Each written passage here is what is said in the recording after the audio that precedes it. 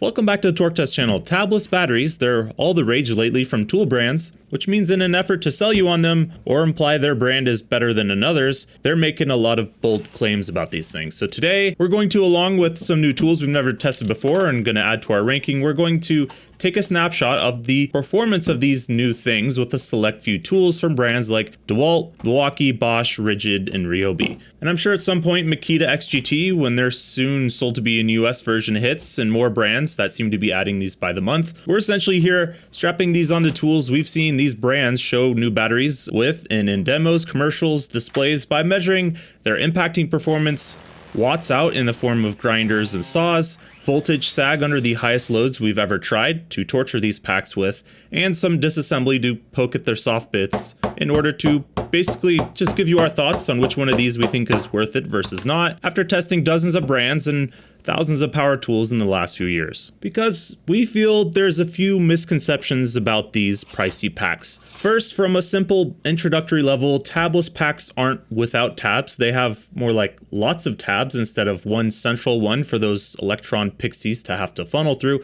It's basically a standard looking 21700 cell size format, but instead of a multi-lane highway of current that has to merge into a single lane before exiting, it's more like a free-flowing just multi-lane highway through and through.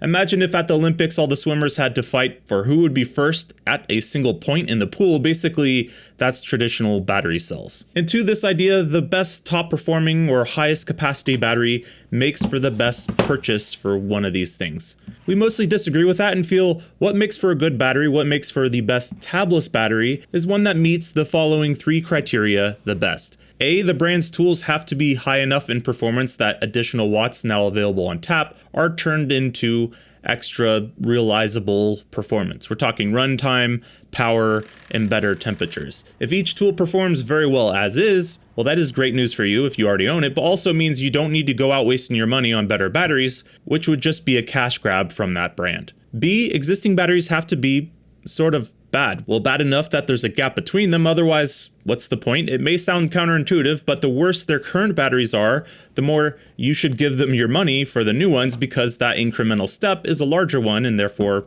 more valuable to you. And then C, very simply, well, yeah, the battery does have to perform very well overall versus the other brands. That is part of it. If the first two things are true, but your new tabless pack is mid, it's gonna sort of feel like a waste of money no matter how you look at it. All right, that's enough babbling. Let's test some tools. This is the Ridgid 4 amp hour max output EXP, which gets the award already today for the worst name for their new tabless battery. We paid $139 for this at Home Depot, and the main thing this thing has going for it over every single other pack today is size. It's by far the smallest for what they're offering. And when looking at their current 4 amp hour just max output, it is a welcome change. The last time Ridgid used 21700 cells in a 1P sort of format was the 3 amp hour Octane, which they've since discontinued, and it's even smaller than that and lighter slightly, but only 1 ounce lighter than their current 4 amp hour max and 2 ounces lighter or so than their equal size 6 amp hour. So we're gonna see how it does versus all of these and versus their 8 amp hour 21700 cell pack that they also named EXP but is not tabless, using to date their most powerful impact they've ever made. Yeah, the Octane high torque. Their latest high torque costs more and makes slightly less sauce, so we'll be using their larger motor model, which hopefully demands more juice from these batteries as well. This is how their 3 amp hour that they got rid of does against their until recently latest 4 amp hour pack, the standard max output.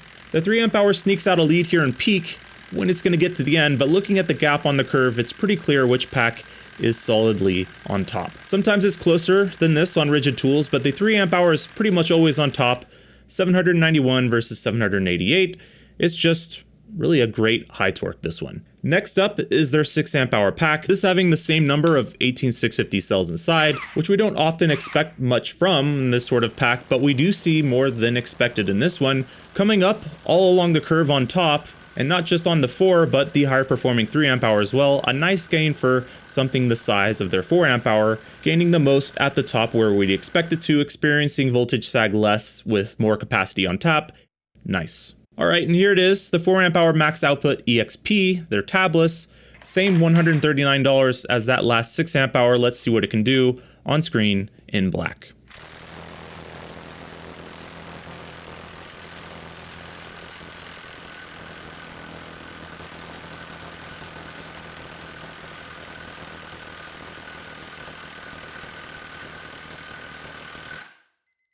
838 foot-pounds. Sure, it's not a mountain of difference, but beating larger capacity 2 in parallel packs is pretty cool. There is, of course, another 2 in parallel Ridgid pack, 2 rows of 21700s now. That's their 8 amp hour pack, and that's this on screen in blue.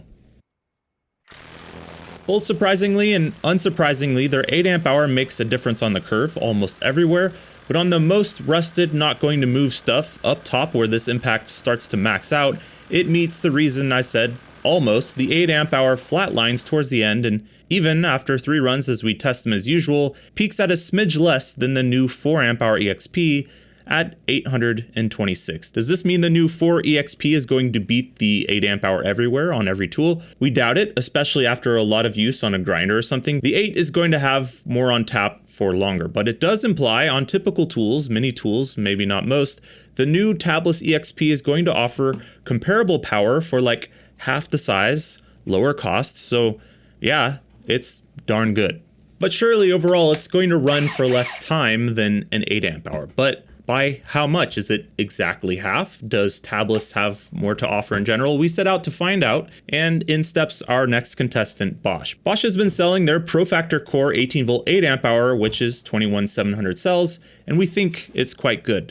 Their new hotness though is the ProCore 8 amp hour battery. Now, I don't know if this is still considered ProFactor, and if so, it'd be ProFactor ProCore, or just made for ProFactor tools, but this is, well, essentially the same looking shell with new tabless cells inside, which we'll be opening up a bit later. It weighs about 1 ounce lighter, which is neat, and has dielectric grease on each of those terminals from the factory. Pretty cool. Let's see how it does on Bosch's 7¼ inch bi-turbo brushless saw. And I'm not going to take up too much of your time here with this portion of today's video, because this pack is a whole lot of WTF. With a standard 8 amp hour battery, this saw makes 4,830 RPM as a cutting speed under some load.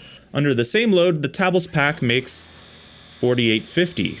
Okay, maybe it's just sort of maxed out in RPM as is, but then when you go to turn the screws to it with a regular battery, which we do here, and then later with the ProCore tabless here, it's getting an extra 10, maybe 20 watts max. We're talking 2% where we expected to see more difference on a constant draw tool like this versus an impact wrench. And when it comes to runtime, more heartbreak. Running this saw harder than we normally do for a runtime test to generate a bit more heat limitation there. The standard ProFactor runs the saw for 12 minutes and 50 seconds, and the new ProCore does so for 13 minutes and 20 seconds.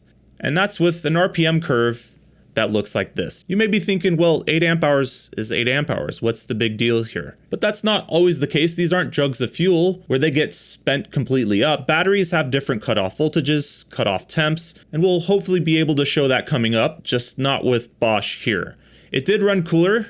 Here we have the ProFactor at 132 degrees on the sides, 141 or so on the bottom, and the new guy about 120 to 135 degrees, so 5 to 10 degrees cooler everywhere. It just didn't help all that much in runtime or performance, nothing you're going to notice in real life at least. So to figure out why that is, we have 2 more 8 amp hour tabless packs today before heading over to Ryobi. And it's of course Milwaukee and DeWALT. You'd think the biggest difference we'd see would be on something like this under M18, but percentage-wise, the biggest punch in this case comes from their most recent tools and Milwaukee's latest high torque 2967, which was designed in part for forged batteries, which now includes tabless in addition to stacked pouch type. And this is what we see with that, a 5 amp hour XC 5.0 versus a 6 amp hour forge. It's pretty cool because you can buy the M18 here in a kit in either flavor, and we do notice this in person, but it's not massive yet, but cool nonetheless to get into those 900s, which with a 1/2 inch, that's saying something. 920 over 891. And since we have an 8 amp hour coming up, for reference, this is what their existing high output XC 8.0 makes. It slices that difference rather neatly in half a bit, up to 906 foot-pounds. But as we found recently with custom packs from a viewer, this tool can be thirsty when fed with a large enough fire hose, like the tool is designed for not just current, but future tech in the Milwaukee pipeline, and that's this, the Forge 8 amp hour tabless pack in black.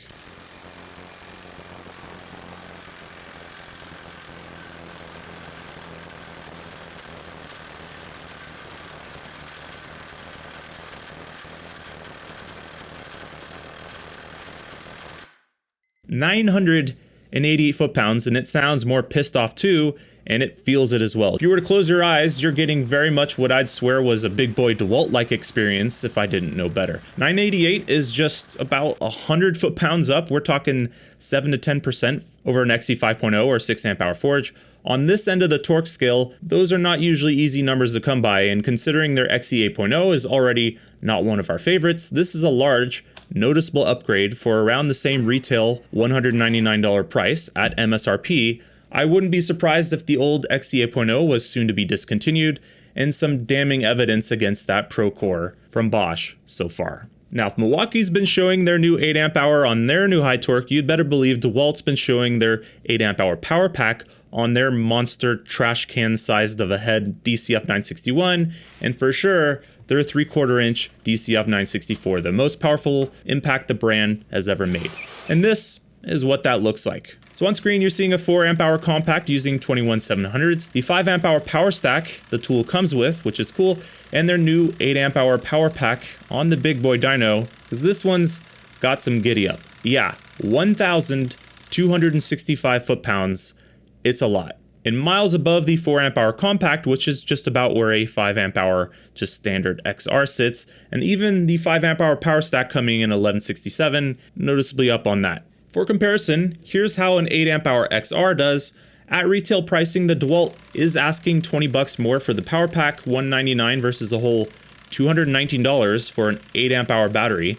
But yeah, on the curve, much like the M18 version, a standard 8 amp hour isn't going to light the world on fire. Nothing wrong with it. It'll give you 8 amp hours worth of capacity, just not a standout in most of this crowd, including the 5 amp hour power stack. Now, the most interesting comparison we found when testing this tool was the 9 amp hour flex volt, their 20/60 volt pack, which has always been our favorite DeWalt battery. 3 rows of Samsung 30Ts, the 21700s, is sort of like a cheat code, and in this case, 2 rows from the power pack, even being close would be impressive, but beating the 9 amp hour at the top here though, that's icing on the cake. It's an impressive thing, and taking over from the heavier and larger 9 amp hour flex volt to become our new favorite yellow battery, it's no doubt this is the best one they currently make. Massive gains over the other options you can slide into larger DeWalt tools. So why then did Bosch not show up to the party? Is it because we used it on a saw?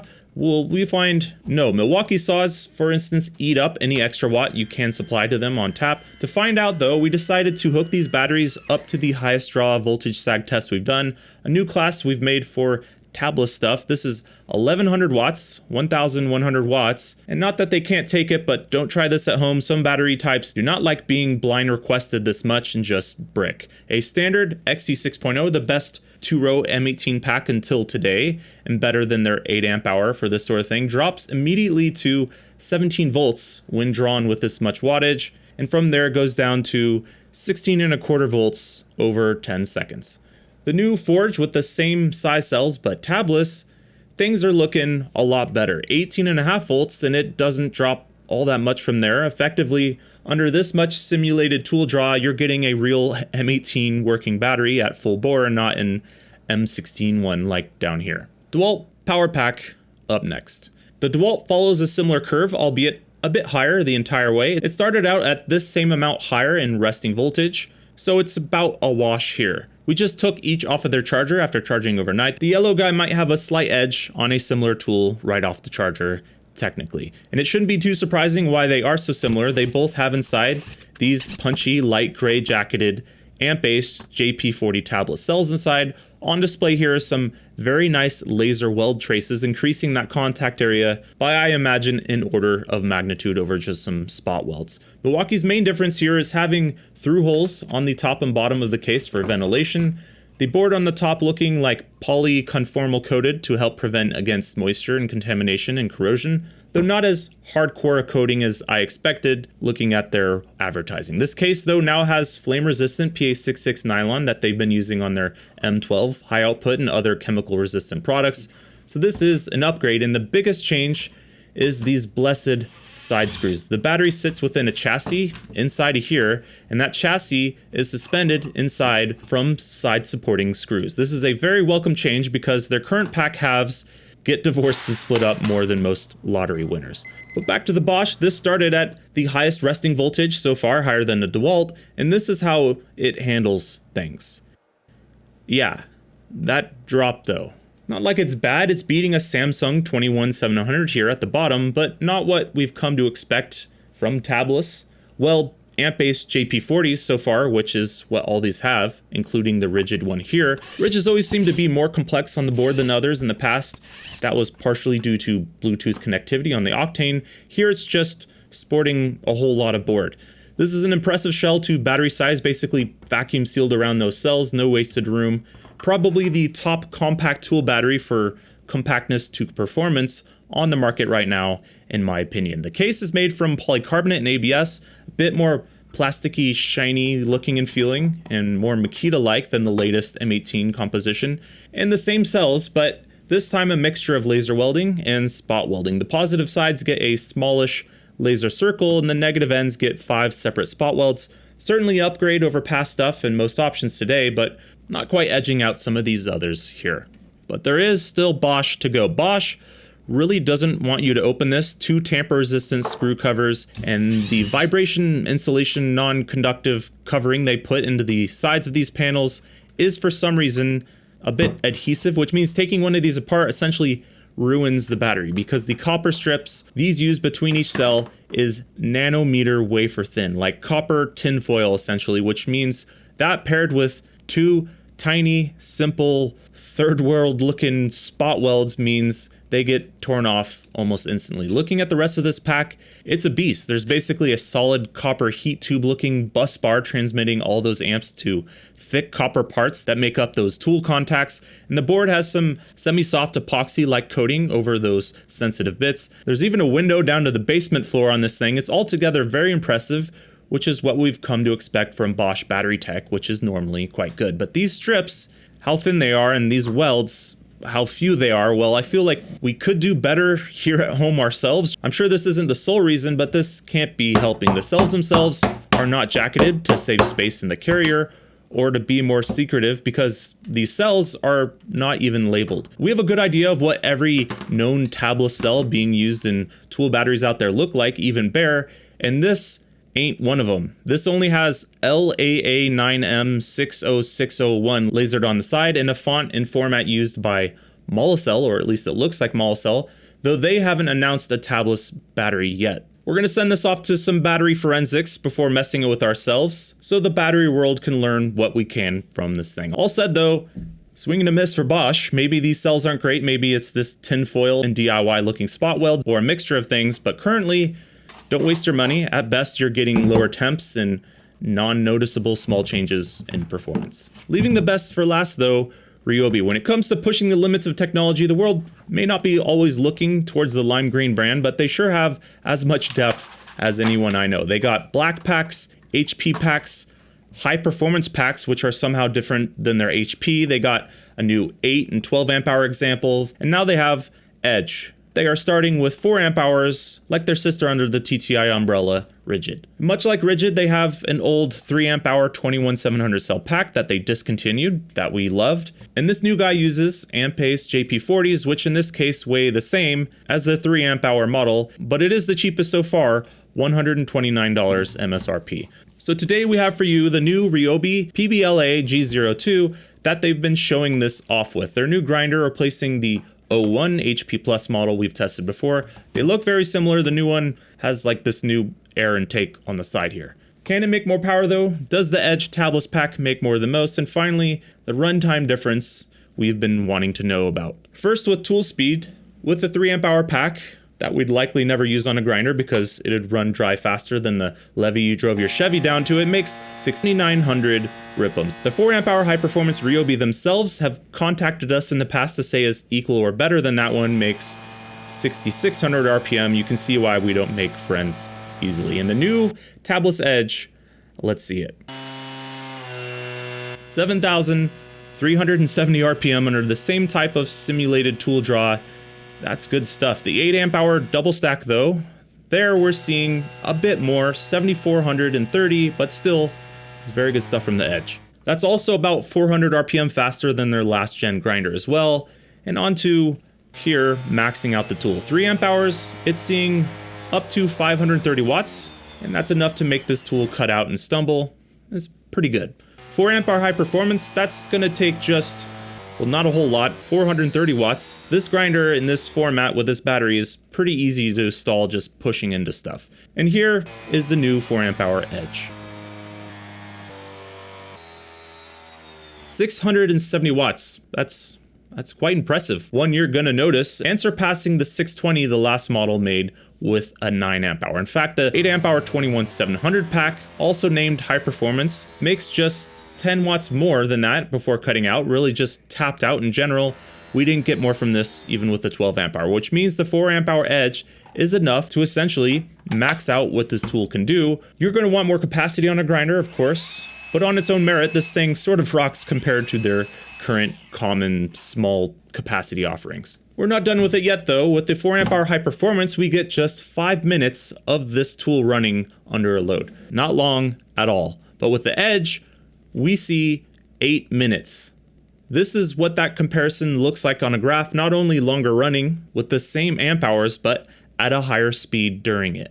We got 31,700 total revolutions under a load from this one, and a full 53,000 revolutions from this guy. This amount of time difference is a lot more work done with the same amount of amp hours, which is counterintuitive to how most of us think about the numbers written on the side of batteries. And what we're hoping to see when going into this and testing the Bosch, for instance, which we didn't, batteries shut off when below a minimum voltage for too long, and tools will do similarly when bogging down below the expected RPM during use. You might get the same watt hours out of both of these if you drew them at a trickle of current, but the fact is, while taxed a bit, one of these is going to take much longer before those cells are willing to drop below the shutoff voltage of the battery or tool during use, which doesn't make for more total watt hours of energy. It's not breaking physics, but does make for more work done at the end of the day for you in many cases. Which backs up some of the silly sounding marketing from some of these brands about this sort of technology. We saw a full 30-degree difference from one battery after draining to the other, 138 degrees versus just 108 degrees. It's like lukewarm on the bottom of this thing where the cells are located, except for the top transmission part of this Ryobi situation. That got hot in either case, 138 to 140 degrees from just sending all that juice for either pack. So even though we admittedly did a brief snapshot of each one of these today, we're going to hand the overall good job you did it award to, yeah, oddly wouldn't have called it Ryobi, because let us remember here the ABC criteria here in our estimation. A, Ryobi tools seem to have headroom for the 4 amp hour Edge to make a difference. I wouldn't assume much more for like an 8 amp hour depending on the tool, but maybe that's why they made the 4 amp hour so far. B, existing batteries range from bad to discontinued to marketed as great, but not really. So boy, do you feel this kind of upgrade. And C, it is good, especially when considering the runtime, temperatures, and the $129 price, which is lowest on the day. Second place is gonna have to go to, and these two are very similar, but Milwaukee, as we see what their 12 amp hour can do on screen here. Because they even offer a 12 amp hour at this stage. Their tabless 8 amp hour is lower priced than DeWALT's, and the same as their existing XE 8.0 at MSRP. And mostly because the whole Point B thing, their existing batteries, we have a hate-hate relationship with. They fall apart more often than anyone else's, so this improvement of materials to chemical and flame-resistant type and side-installed screws through the case into the battery chassis, yeah, this is more of an overall upgrade. Though 5 amp hour power stack to 8 amp hour power pack is pretty impressive, a larger performance difference than the 6 amp hour Forge to an 8 amp hour, so DeWALT falls in very close behind, and also because this is their now #1 best battery, and it's not even 60 volt. That's pretty cool. And then with the Ridgid, not too far behind that, this small size has a lot to offer, and we like this as a trend in general, along with their subcompact stuff. There's a lot of potential here. And then, a long ways away, we have Bosch, likely falling behind a Makita XGT, and we haven't even tested one of those yet, because this just ain't it. Hopefully by switching cells or how they're connected to each other on a Gen 2 version of this thing is simple enough to roll out. Until then, it's all Ryobi, baby. Thanks for watching.